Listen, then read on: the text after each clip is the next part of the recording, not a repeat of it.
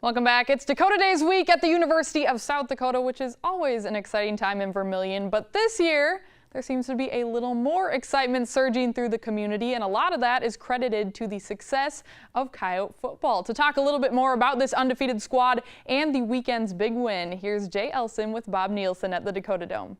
All right, thanks, Kelly. South Dakota 4-0 for the first time in the FCS era. That after holding on to beat Western Illinois on Saturday in Macomb. Things did get a little hairy there, Bob, toward the end. But in this league, as you said Saturday, it's a win. You'll take it any way you can get it, especially when it comes on the road. Yeah, playing on the road is a tough place in the Missouri Valley, and we had a nice lead, and we knew Western would come back. I told our kids that at halftime, that they're not the kind of team that's going to quit, and they came back and certainly made it a little more interesting in the end than what it could have been or should have been. Yeah, you did dominate this game for the first 2.5 quarters on both sides of the ball. So what was working so well? How were you able to gain that kind of control?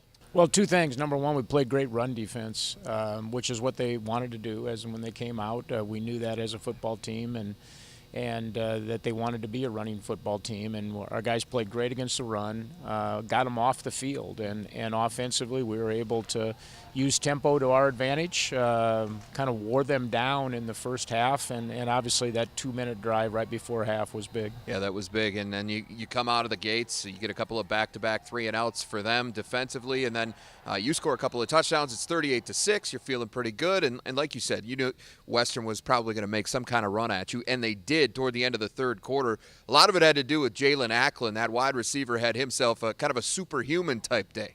Yeah, and he's a really good player, a guy that's been overshadowed probably in their offense the last couple of years because of the other two senior receivers that they had. And at the same time, we didn't do some things real well in the secondary. Really disappointed with the way that we played there. But he had the big catch, and then they had that long punt return, and all of a sudden a couple plays like that can change momentum in a football game, and they had the momentum, and we had to find a way to get it back. So how specifically was he able to get so open? It looked like they moved him around quite a bit. They were kind of changing up where he was lining up on the field. Yeah, they moved him around in the formation, played him in the slot, played him outside.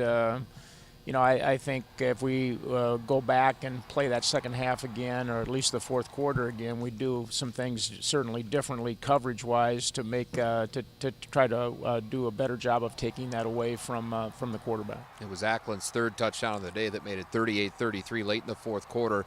You did recover the onside kick, had a chance to put it away there, but unable to come up with a first down to salt it away.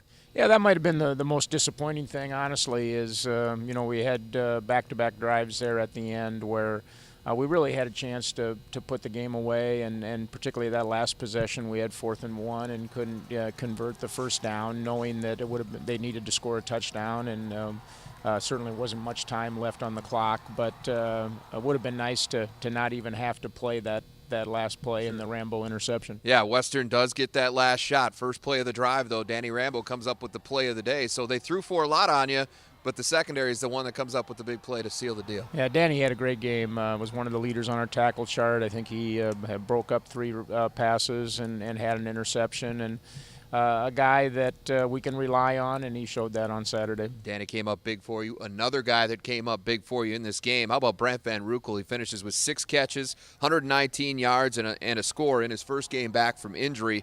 How good is it to have number 88 back in the lineup? Well, it's really good. Not only is he a really good player, but he gives us some leadership on the offensive side in that perimeter group, and his size makes him a difficult guy to cover, and he made some big plays on Saturday, and now if we can keep him healthy, he's going to make a lot of big plays the rest of the year. All right, well, next up for the Coyotes, top 10 Dakota Days showdown with Bo Pelini and the reigning FCS runners-up from Youngstown State. We're going to have more on that matchup coming up later this week here on Midco Sports Tonight. Kelly, back to you. All right, thanks, Jay and Coach Nielsen. Like Jay mentioned, a very exciting matchup at the Dakota Dome on Saturday with the 7th-ranked Coyotes taking on Bo Pelini's 3rd-ranked Penguins. We'll have that Dakota Days game for you live on Midco SN with a 2 p.m. kick. Well, when we come back, it's more Coach Talk, this time from North Dakota. Alex Heinert sits in with UND's Bubba Schweigert, and later we reveal our top list for the week. Stay tuned.